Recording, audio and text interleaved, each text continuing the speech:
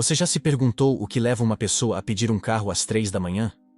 Nessa hora a cidade dorme, e quem tá acordado geralmente não tá bem. Tem gente fugindo de alguma coisa. Tem gente indo atrás de alguém, e tem os que estão indo para lugares onde ninguém mais vai. Foi numa dessas madrugadas que recebi a notificação no app. Corrida simples, nada longe. Nome: Rodrigo. Sem foto no perfil. Endereço num bairro mais afastado da cidade. E o que mais me chamou: atenção, o destino. Cemitério do Jardim Aurora. Um dos mais antigos daqui. Fechado há anos. Na hora, pensei que fosse engano, mas aceitei. E antes que eu continue, me responde uma coisa. Você já passou por uma situação em que tudo parecia normal, mas por dentro, algo te dizia que aquela corrida não ia ser como as outras. Se já sentiu isso, comenta aqui embaixo, porque foi exatamente o que eu senti naquela madrugada. Cheguei no local de embarque e vi um homem de pé, parado na calçada. Ele parecia estar ali há muito tempo. Terno escuro, camisa branca amassada, mãos nos bolsos e o olhar fixo em algum ponto que eu não conseguia ver. Nem parecia ter notado a minha chegada. Pisquei o farol. Ele olhou devagar e entrou no carro sem dizer uma palavra. Boa noite, eu falei, enquanto ele puxava o cinto. Boa noite, respondeu com a voz baixa, quase sussurrando. Confirmei o destino. E pela primeira vez naquela noite, eu senti um frio que não vinha do ar-condicionado. Cemitério, do Jardim Aurora, fechado há mais de uma década. Lugar esquecido, por quase todo mundo. Quase. Porque naquela madrugada, alguém estava voltando para lá, e eu era o motorista dessa viagem. A corrida começou em silêncio. O tipo de silêncio que não é só falta de palavras, é peso. O carro podia estar em movimento, mas ali dentro parecia tudo parado. Rodrigo, o nome no app, olhava pela janela como se estivesse vendo um lugar que só ele conhecia. Nem mexia no celular. Nem olhava o trajeto no mapa. Só encarava a cidade dormindo. Eu sou acostumado com passageiro calado. Tem gente que só quer chegar no destino, sem conversa. Mas ali, o silêncio não era escolha. Parecia aflição. Ele apertava os dedos um contra o outro, no colo. Como quem tenta manter o controle de algo que está escapando. De vez em quando soltava o ar pela boca, bem devagar. Mas não era cansaço. Era outro tipo de respiração. Como quem se prepara para alguma coisa difícil. Eu olhei pelo retrovisor uma ou duas vezes, discretamente. Não por desconfiança, mas porque tinha alguma coisa naquele homem que incomodava. Não medo, mas desconforto. Como se eu tivesse levado alguém para um lugar assim antes, mesmo sem lembrar quando ou por quê. Passamos por 2 semáforos. Cidade deserta. Só um cachorro cruzando a rua e as luzes dos postes piscando, como se nem eles quisessem ficar acesos. E então ele falou. Você já levou alguém para um cemitério? Perguntou sem tirar os olhos da janela. A pergunta veio do nada, seca, reta. Quase como se fosse só uma curiosidade qualquer. Já, respondi depois de alguns segundos. Mas não esse. Faz tempo, ele assentiu com a cabeça como quem já esperava a resposta. Esse aí, ninguém vai mais, só quem não esqueceu, disse. Ficamos mais alguns minutos em silêncio, e por algum motivo, eu não consegui parar de pensar naquela frase, só quem não esqueceu. A corrida seguia. Já tinham se passado uns 15 minutos desde que a gente saiu, e o clima só ficava mais estranho. Não era medo. Era o tipo de desconforto que você sente quando entra numa casa vazia, que parece ainda guardar histórias que ninguém teve coragem de contar. Eu olhava o mapa no painel. O destino aparecia certinho, mas tinha algo naquele trajeto que dava a sensação de que a gente não estava indo para um lugar físico. Era como se ele estivesse voltando para um ponto dentro dele mesmo. Rodrigo mantinha a mesma posição. Corpo imóvel, só os olhos se movendo, vez ou outra. Mas teve uma hora que ele tirou algo do bolso do paletó. Pensei que fosse um celular. Mas não era. Era um pedaço de papel. Velho. Dobrado várias vezes. Ele abriu com cuidado. Olhou por uns segundos e dobrou de novo. Mais devagar ainda. Como se estivesse guardando algo que não podia quebrar. Aí voltou a guardar no bolso. Sem uma palavra. Não perguntei nada. Mas aquilo me deu um arrepio que eu não sei explicar. Quando cruzamos um viaduto mais vazio, ele falou de novo. baixo, como se falasse para si mesmo. Eu devia ter vindo antes. Não olhei para ele, mas gravei aquela frase como quem escuta o começo de uma confissão. Devia ter vindo antes? Antes do quê? Não era jeito de quem falava de um enterro, nem parecia lamento de quem perdeu alguém. Era outra coisa, um tipo de culpa. Mas calma. Como quem já aceitou que não vai mudar o que ficou para trás. Só precisa encarar. E então ele perguntou: tem alguém que você deixou de se despedir? Pergunta me pegou desprevenido. Respondi só com um leve: acho que todo mundo tem alguém assim. Ele não disse mais nada. Mas do retrovisor, eu vi que os olhos dele tinham começado a brilhar. A cidade parecia ainda mais vazia. Era como se só existissem duas pessoas acordadas naquele momento. Eu e ele. E mesmo assim, eu sentia como se estivesse sozinho no carro. Rodrigo estava ali, claro, no banco de trás, respirando, vendo a cidade passar pela janela. Mas a cabeça dele estava longe, e o coração, mais ainda. Eu já dirigi para muita gente quebrada. Gente chorando, gente com raiva, gente rindo para não desabar. Mas ele era outro tipo. Era o tipo de pessoa que segura tudo até o fim, mesmo que esteja sangrando por dentro. Num dos sinais, ele mexeu no bolso outra vez. Não tirou nada. Só encostou a mão por cima do tecido. Como se o que estivesse ali fosse o motivo inteiro daquela corrida. Aí ele perguntou: você acredita que tem lugar que segura a gente? Como assim? Perguntei. Ele pensou um pouco. Olhou para frente.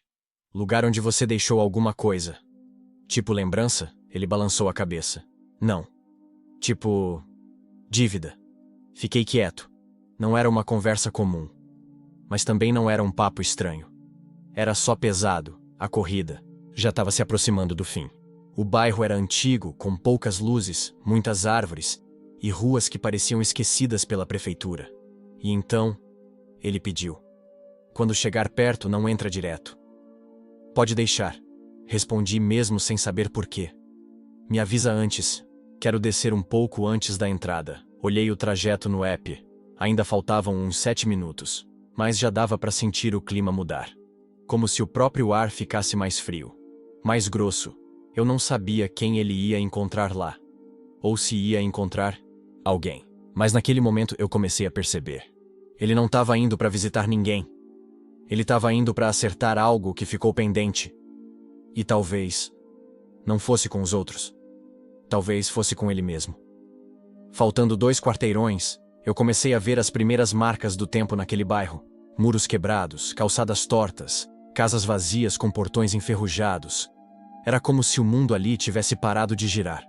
Como se aquela parte da cidade tivesse sido esquecida, e só quem tinha algo inacabado ainda voltava. O GPS mostrou, faltando 300 metros para o destino. Foi quando ele falou pela primeira vez com firmeza. Pode parar aqui. Eu encostei devagar. Farol ainda aceso, motor ligado. A rua, deserta.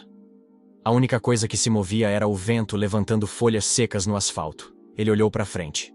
E ali estava, o portão de ferro do antigo cemitério Jardim Aurora.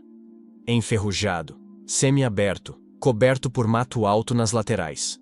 A placa já nem tinha letras, só ferrugem e marcas do tempo. Mas eu reconheci o lugar. Já tinha passado por ali, de dia, anos atrás. Ninguém mais entrava ali, nem para visitar, nem para enterrar. Aquilo era só um terreno velho, esquecido. Pelo menos para a maioria. É aqui? Perguntei com cuidado. Ele não respondeu de imediato, olhou para o portão, depois para o céu, e então disse: não precisa me esperar. Você quer que eu finalize a corrida? Pode finalizar. Eu vou a pé daqui. Fiz o que ele pediu, toquei na tela. Corrida encerrada, mas não arranquei o carro. Alguma coisa me segurou ali, talvez curiosidade, talvez respeito, talvez só o peso daquele silêncio. Rodrigo ficou mais alguns segundos dentro do carro. E antes de sair, tirou do bolso o mesmo papel que tinha mostrado antes. Olhou de novo, respirou fundo e abriu a porta. Obrigado por não perguntar demais, ele disse antes de fechar. Eu não respondi. Só assenti com a cabeça. Ele desceu e começou a caminhar devagar, em direção ao portão que já devia estar fechado há anos, e foi aí que mesmo sem querer. Eu liguei o carro, mas não fui embora, porque alguma coisa me dizia que aquela história ainda não tinha terminado. Ele foi andando devagar, como quem pesa cada passo. Não tinha medo nos gestos, mas também não tinha pressa. Era como se o tempo dele estivesse todo concentrado naquela caminhada. Só o som das folhas secas estalando embaixo do sapato. Nem os cachorros latiam, nem os grilos ousavam fazer barulho. E eu fiquei ali, com o carro ligado, faróis baixos, mãos no volante, mas sem intenção de ir embora. Não sei explicar o porquê, mas algo me prendia. Rodrigo parou diante do portão. Não tentou empurrar. Só ficou ali, encarando. E depois, ajoelhou no chão. De onde eu estava, não dava para ver o rosto dele. Mas os ombros se curvaram devagar, como quem carrega algo que pesa mais do que o corpo aguenta. Foi aí que eu vi. Ele tirou algo do bolso de dentro do paletó. Não o papel, mas um pequeno objeto redondo, envolto num pano claro. Ele segurava aquilo com as duas mãos, ajoelhado, na frente do portão, como se estivesse oferecendo. Por alguns segundos, não aconteceu nada. Mas então, ele começou a falar. Eu não conseguia ouvir tudo, por causa da distância. Mas vi os lábios se mexendo, vi a cabeça baixar, e vi quando ele tirou o pano e colocou o objeto no chão, bem na entrada. Pela posição do carro consegui ver um pedaço. Era uma medalhinha, prateada, com um nome gravado em volta. Um nome feminino, curto, com 4 letras. Na hora meu peito apertou, porque algo ali não era só dor, era dívida. Ele ficou ajoelhado por mais alguns minutos, e quando levantou, seus olhos procuraram o céu. Não como quem pede resposta, mas como quem aceita que ela não virá. Ele voltou a andar, mas não veio na direção do carro. Foi pro lado, e desapareceu por entre o mato, indo mais fundo no terreno do cemitério. Eu pensei em ir embora, mas minhas mãos não obedeceram, porque alguma coisa em mim sabia. A parte mais pesada ainda estava por vir. Eu não sei quanto tempo se passou, mas o carro já estava com o motor desligado, e mesmo assim, eu não conseguia sair dali. Era como se minha função como motorista tivesse terminado. Mas como homem, como testemunha daquilo tudo, eu ainda tivesse que esperar. Rodrigo sumiu por alguns minutos, atrás das árvores altas que cercavam o cemitério. Não dava para ver onde ele foi, nem com quem estava. Mas alguma coisa em mim sabia. Ele não estava indo para encontrar alguém vivo, até que ele voltou. O terno, antes alinhado, agora estava sujo, nas pernas. O rosto molhado, mas não chovia. Os olhos, vermelhos. Ele caminhou até a calçada devagar, respirando fundo, como quem acabou de encarar um fantasma, e quando entrou no carro de novo, não disse uma palavra. Ligou o cinto e só olhou para frente. Eu perguntei com cuidado: tudo certo? Ele não respondeu. Só olhou para o retrovisor, encarou o próprio reflexo por uns segundos e depois murmurou: faz 13 anos hoje. Eu fiquei em silêncio, esperando ele continuar. Era para eu ter vindo antes. Mas eu não tive coragem. Porque quem vai embora leva o que sente. E quem fica, fica com o que não disse. A voz dele falhava entre as frases, mas ele não chorava mais. Pelo contrário, parecia mais calmo do que quando entrou. Ela me esperou, sabe? Ele disse de repente. Ficou esperando, até não dar mais. Meu coração acelerou. Eu ainda não sabia quem era ela, mas cada frase parecia abrir mais uma porta dentro dele. Como se ele não estivesse falando comigo, mas finalmente permitindo que a própria dor saísse. Quando me ligaram, eu estava há 20 minutos. Só 20. E mesmo assim, eu não fui. Essa frase ficou no ar. E naquele momento, eu entendi. Rodrigo não estava indo se despedir. Ele estava indo pedir perdão. Rodrigo ficou alguns segundos calado, olhando para frente. A rua ainda deserta. O cemitério às costas dele. Mas pela primeira vez desde o início da corrida, ele parecia mais leve. Ela era minha filha. Ele disse finalmente. Não me olhou. Não fez pausa dramática. Só disse. Eu não falei nada. Só esperei. Tinha 7 anos. Nome dela era Lúcia. 4 letras. Como você viu. Na hora, eu lembrei da medalhinha. Aquela que ele deixou no portão. O que aconteceu com ela? Perguntei, baixo. Ele engoliu seco. Minha ex me ligou no dia. Disse que a Lúcia estava perguntando por mim, que queria me ver, que estava com febre, cansada, mas sorrindo, que desenhou uma cartinha para mim. Pede pro papai vir, ela disse. A voz dele ficou embargada, mas ele continuou. Eu estava num jantar de negócios, com gente importante, gente que ia me abrir portas, sabe? Ele olhou pro chão como quem sente vergonha até hoje. Eu disse que ia depois, que passava lá no fim de semana, que era só uma gripe. Ele passou a mão no rosto e olhou para mim, pela primeira vez com os olhos realmente abertos. Ela morreu no dia seguinte. A febre aumentou de madrugada. Não deu tempo de chegar no hospital. Silêncio. Eu não sabia o que dizer. Talvez nem existisse o que dizer. Enterraram ela aqui. E eu não tive coragem de vir. Nem no enterro. Nem depois. Ele olhou pelo vidro do carro de novo na direção do portão enferrujado. Hoje, faz 13 anos. 13 anos que eu fujo desse lugar. 13 anos que eu carrego a medalhinha dela no bolso. 13 anos para criar coragem de dizer: me perdoa, filha. Eu devia ter ido. O silêncio que se seguiu não era vazio. Era cheio. Cheio de tudo que não foi dito em vida. De tudo que foi negado por orgulho, por medo, por vaidade. Naquele instante, eu entendi. Rodrigo não foi ao cemitério para ver um túmulo. Ele foi se enterrar junto com a culpa que carregava desde aquele dia. Eu liguei o carro, mas não saí com pressa. Rodrigo ficou olhando para frente, como se ainda estivesse no portão.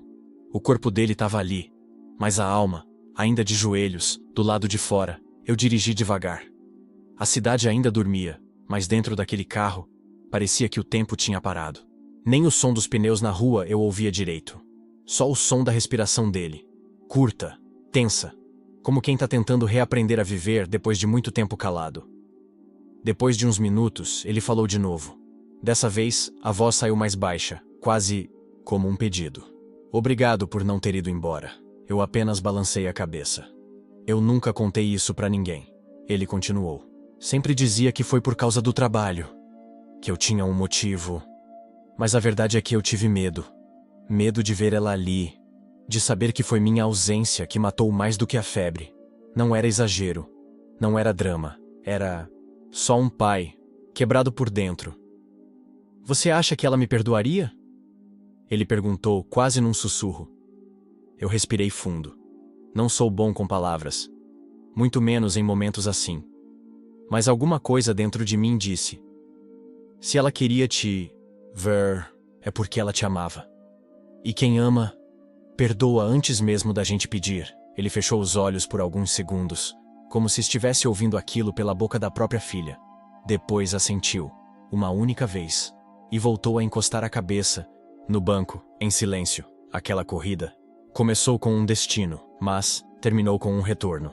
Não pro lugar, mas pra dor que ele deixou de encarar por 13 anos. E eu fui só o cara que teve o volante nas mãos quando isso aconteceu. Rodrigo pediu para descer umas 3 quadras antes do destino final no app.